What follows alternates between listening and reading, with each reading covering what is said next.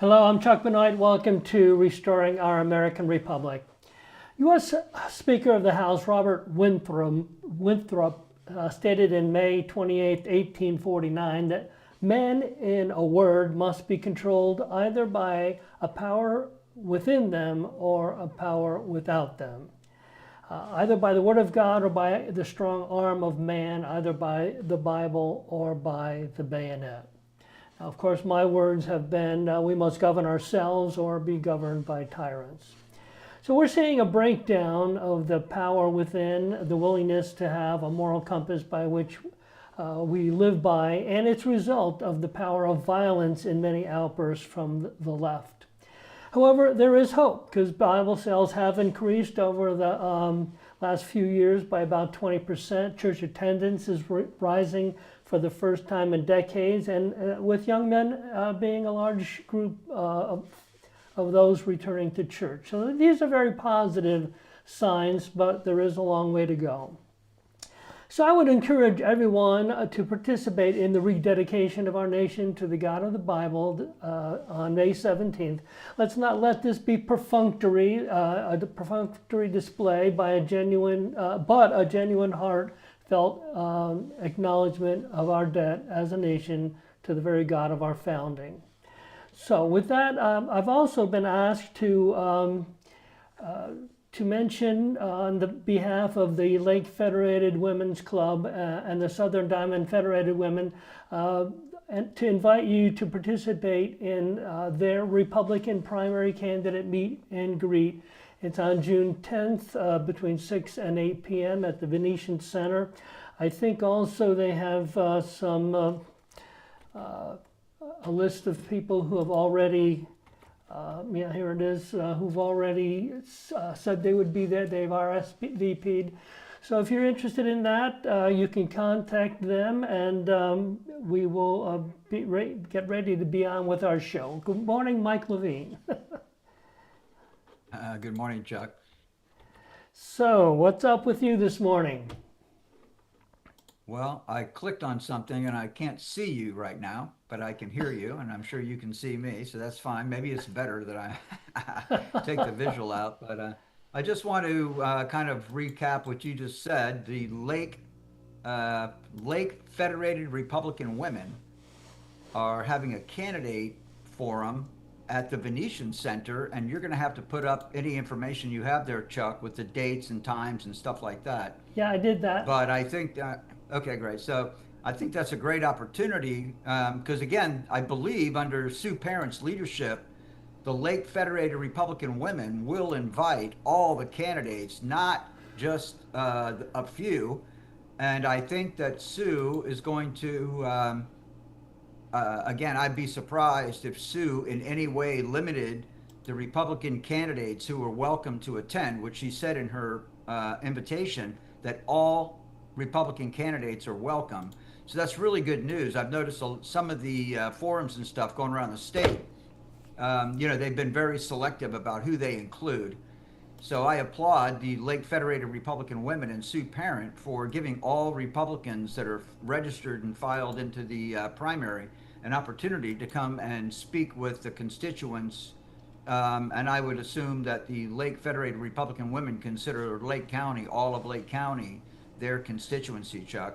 Yes, they do. Yes, they do. Yeah, again, that's 6 to 8 p.m. On Wednesday, June 10th at the Venetian Center. If anyone doesn't know, it's at 1 Dozier Circle in Leesburg. We've had several events over there. I'm sure most of our viewers know where that is. Okay, great. So, the interesting times, Chuck, our buddy. Go ahead. Well, the next important thing to note is Happy Cinco de Mayo there, Mike.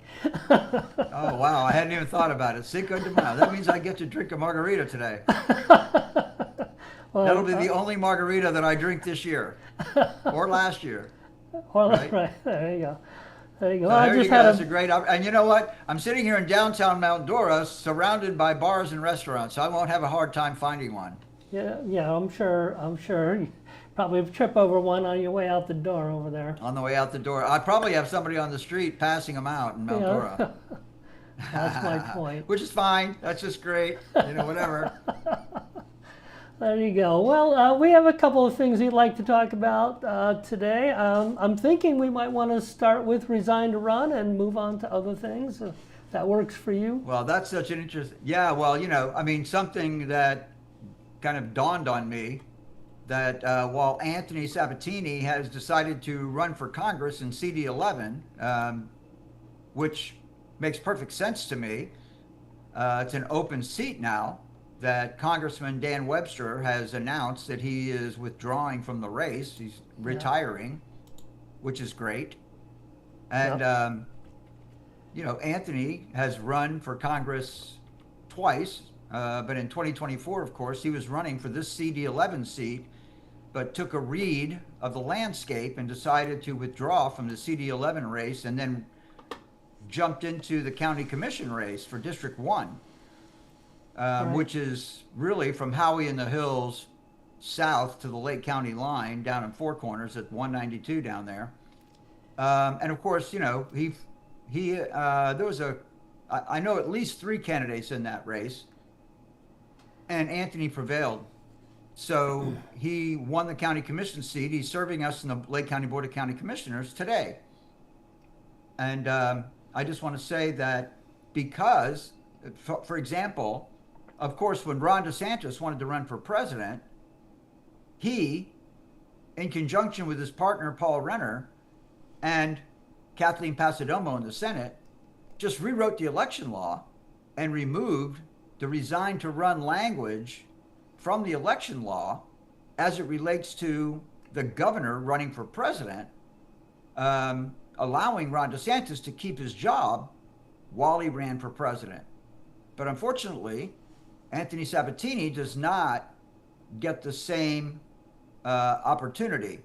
So, and I know that Anthony knows that, and Anthony's decided that running for this congressional seat is more important than keeping his county commission seat.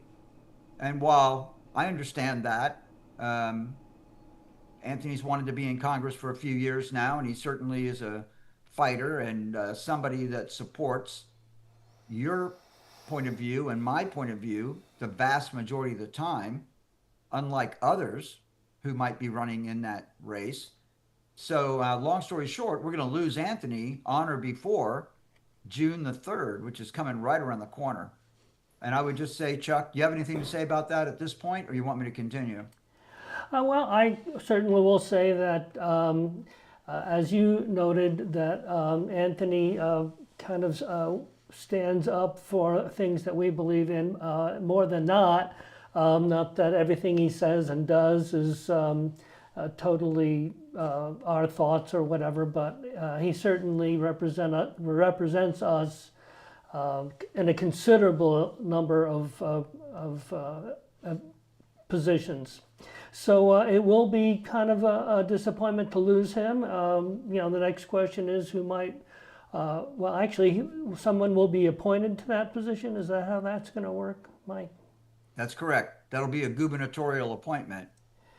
Right. So if you take a quick reference to the next topic, which I'm not ready to move on from this topic, I'm not saying that, but we will on this stream demonstrate to the audience the price of losing Anthony on the Board of County Commissioners, Chuck. Right. And I'm going to say, if you don't mind, that as the community, like, for example, a week or so ago, the mayor of Mount Dora came out and wrote a one-pager, which I love that. You know, I'm the king of one-pagers, right? If you have something to say, document it. And he came out and he wrote a letter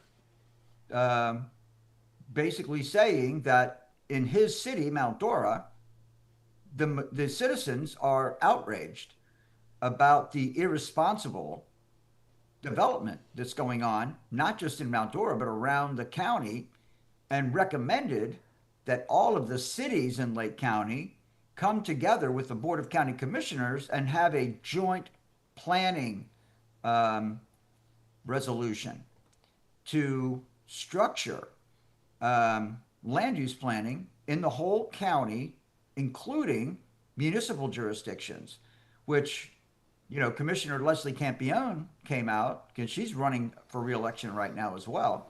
And she wanted the public to be clear that she called for a joint planning resolution 2 years ago or more. So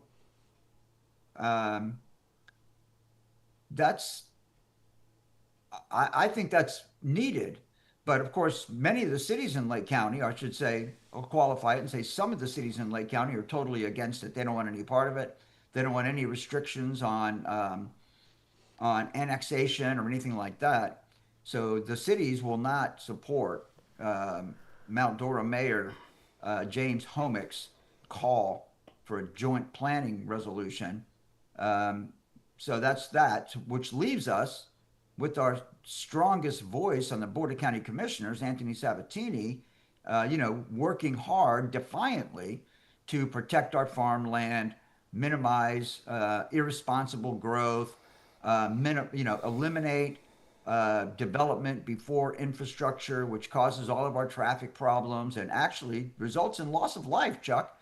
I mean, you have accidents on the highway due to congestion and poor planning and poor infrastructure. Let's face it, that causes damage to property and life.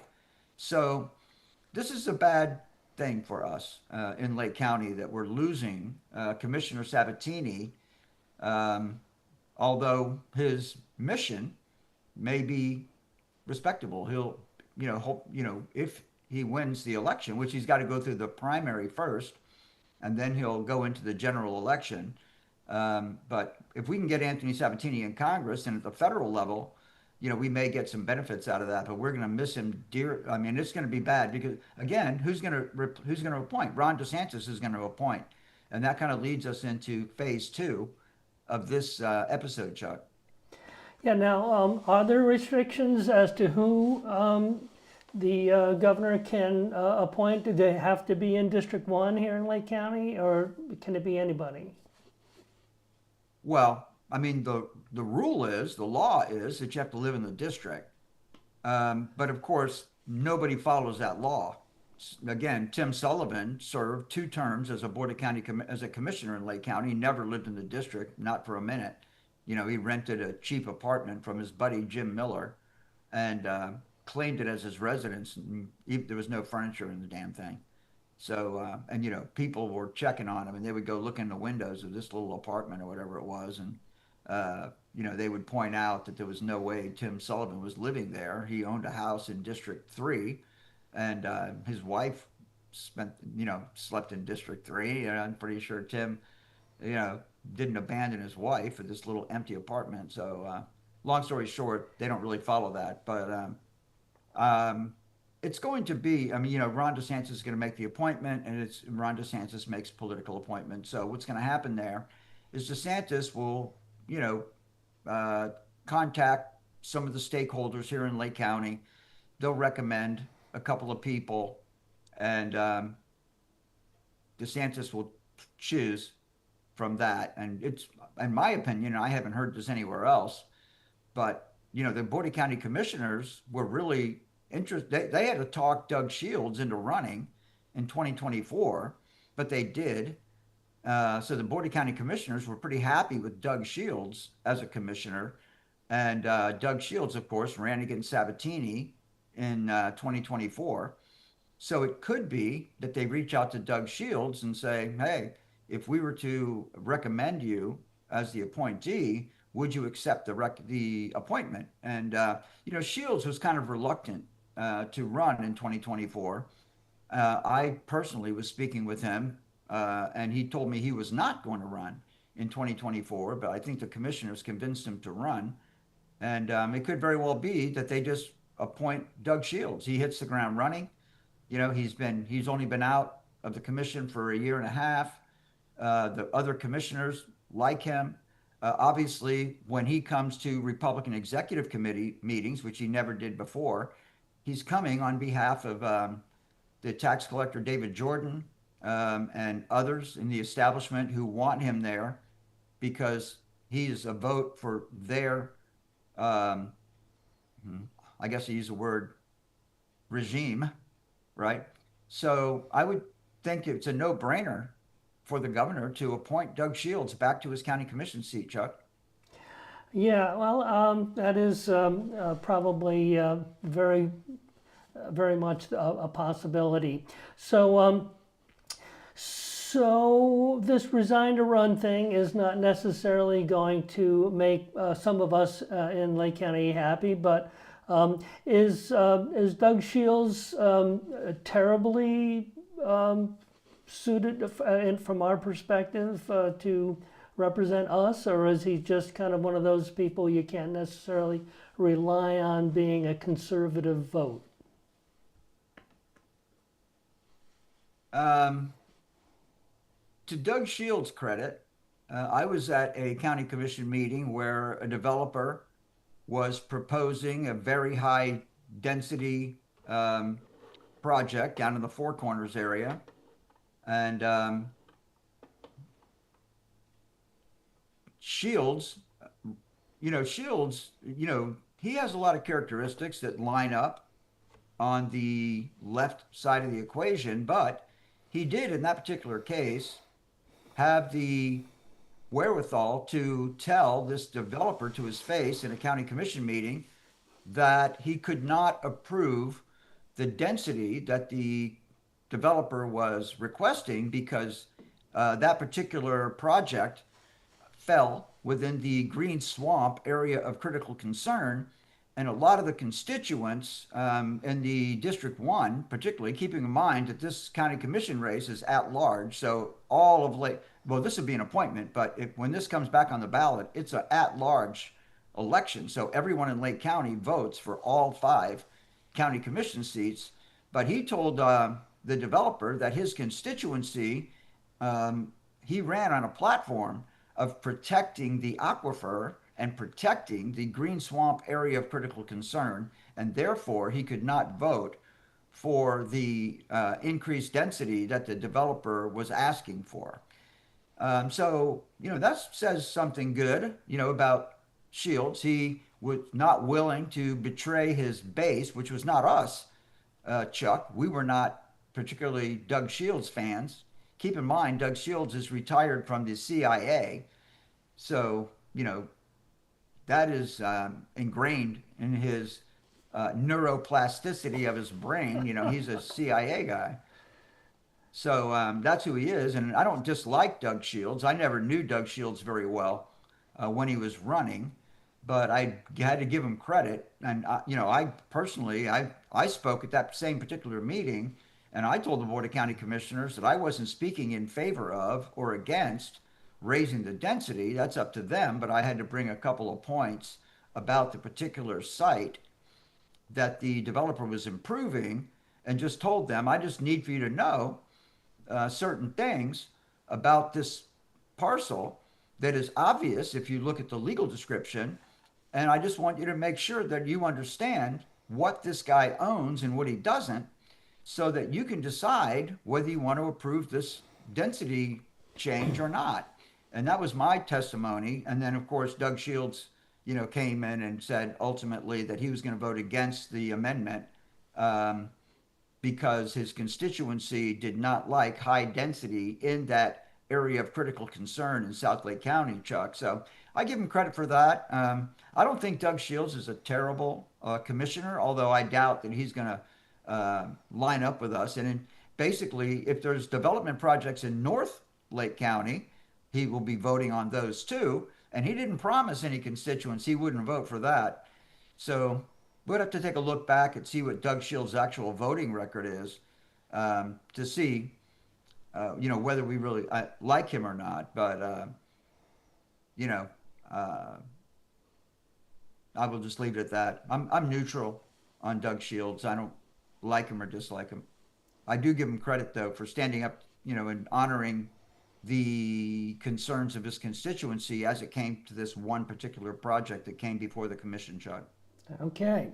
Well, let's move on to an item in the Sarasota Phoenix. So I'm going to kind of throw this up here because I think you wanted it in the shot here. SarasotaPhoenix.com.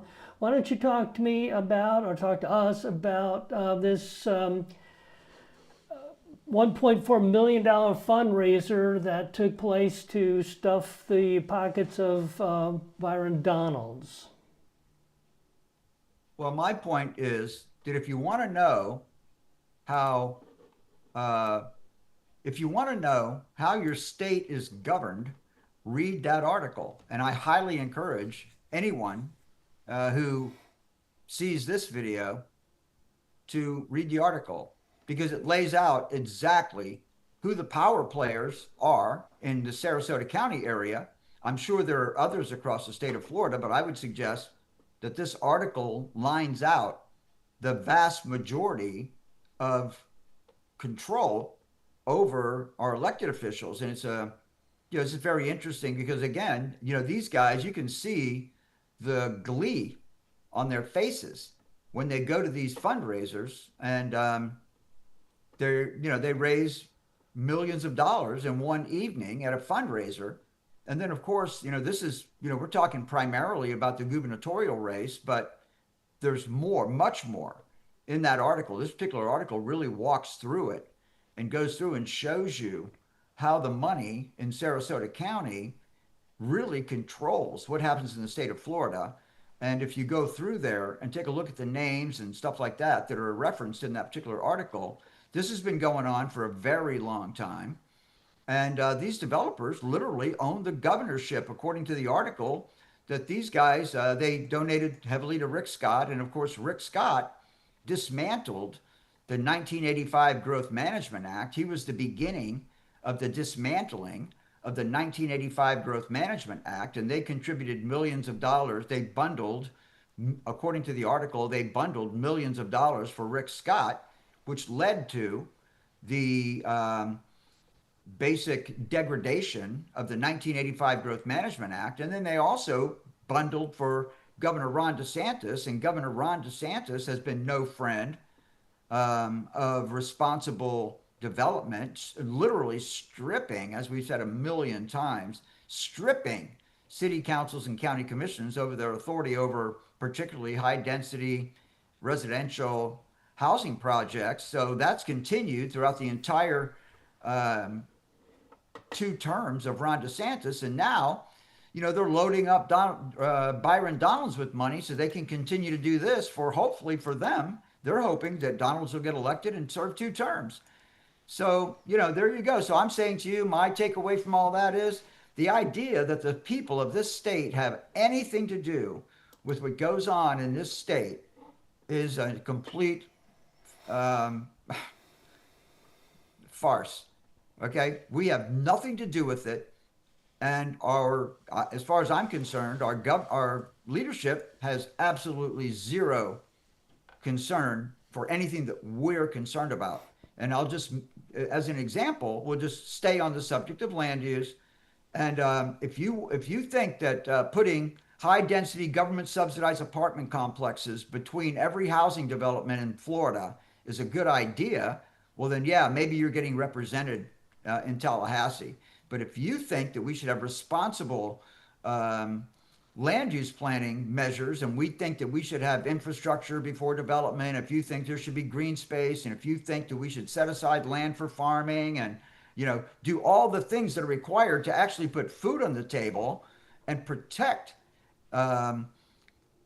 Floridians from becoming New York or California, which is where we're heading under this pay to play program, which this particular article just so clearly lays out is happening in the state of Florida, Chuck, well, then maybe you are getting some representation there. But for everyday Floridians who have basic desires and hopes for their life and for their kids and for their posterity, this is not working for you, Chuck. Yeah, well, it's a sad thing for sure. I just want to point out before I take it off the screen completely, in the SarasotaPhoenix.com is where you're going to find that article. SarasotaPhoenix.com. I found it on Facebook. I think one of the Republican Liberty Caucus chapters posted it out of Manatee, actually. So if you want to see it on Facebook, you can do that too. You can just search up Republican Liberty Caucus, and then it'll give you a list of the Republican Liberty Caucus chapters in Florida that have Facebook pages. And if you go to Manatee, you'll find it there.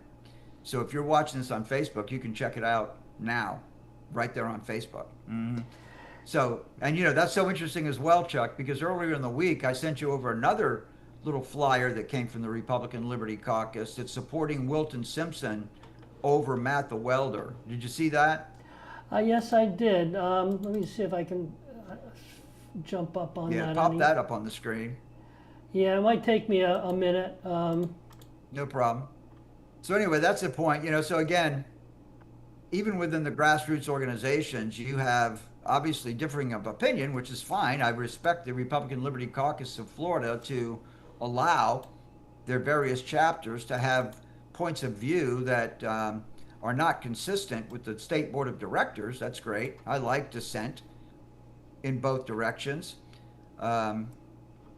So, that's a good thing, but I doubt seriously that the state board of directors at the Republican Liberty Caucus of Florida is going to support Matt the Welder to be the Secretary of Agriculture, Chuck. Yeah, the thing that kind of jumped out on me, to me, on this particular piece, I don't know if it got cut off somewhere, but it doesn't say who actually paid for this. That's because that graphic was inserted into a Facebook post, but it was inserted under the Republican Liberty Caucus of Florida. And I'm not sure if it was under one of the chapters, or I was under the impression when I sent it to you that it was under the state banner. But you would have to go back and take a look at that. But it's the same process. Just go to Republican Liberty Caucus Florida on Facebook, and then take a look at the post, the graphic that I sent you, and you can see that they're saying that Matt the Welder is pretty tricky, but he's really not competent to serve as the Secretary of Agriculture. That's according to Wilton Simpson and the Republican Liberty Caucus of Florida, whoever posted that particular graphic, Chuck. So you feel like the Republican Liberty Caucus is definitely behind that flyer? Oh, there's no doubt about it. Somebody within the Republican Liberty Caucus posted that. Okay. So the question becomes, right? I mean, and you can look at Wilton Simpson and, Wilton, have your opinion about Wilton Simpson. He was the president of the Senate. He served as Secretary of Agriculture. He knows the job, but he's also a developer. Wilton Simpson's a developer. So, you got to take a look at that, and you can see all the legislation that's been passed down out of that the governor signed into law, and Wilton Simpson's not complaining about it, and he's the Secretary of Agriculture, and he's a developer. So it makes sense that he supports the hyper development that's going on in the state, right? I mean, and let me just say to you, Chuck, at this point that particularly as we go into this meeting with the Board of County Commissioners on the Constitutional Sheriff and Peace Officer Association ordinance that we're asking the county commissioners to pass, I'm saying to you that if you're, and I've had this conversation with Lake County leadership ever since I've been involved, since 2010. And when I would speak to constitutional officers and various commissioners and stuff, and my thesis was that if you're an elected official in this county, you are responsible to the constituents to protect them against bad things. And sadly, I've never had a constitutional officer or a commissioner, for that matter, tell us that it's their responsibility to protect the rights of their constituents in the county. Yeah. And I would suggest the state as well. So I think it totally is. And if your constituents are in fear of state and federal government, even county government, or your cities for that matter, it's your it's your responsibility as an elected leader to fight to protect your neighbors who are also your constituents. And I'd like to see that mindset adopted in every single elected office in this country, Chuck. Yeah, Mike, It's your as job. As we're kind Go of ahead. coming to the end of our time, and we have a couple of quick comments that I'd like to throw out here. First of all, we have someone wanting to nominate you to take Anthony Sabatini's place, and that's Jason suggested that. John Holden has a couple of quick questions. I think one of them I can answer very quickly. He asks, I thought the RLC had to stay impartial. And no, they are very partial. They're not a part of the Republican Party. It's the RECs, the local executive committees, and supposedly the RPOF that should be impartial when it comes to the primary elections. And Right. I think I'm okay there. And then finally, I think he's talking about the county ordinance on the sanctuary cities, and he's asking how that works for him. He suggests that the power is in the hands of the sheriff, not the citizen, but I think the quick answer to that is it's the citizen that goes to the sheriff, and the sheriff interposes for the citizen. Am I correct there, Mike?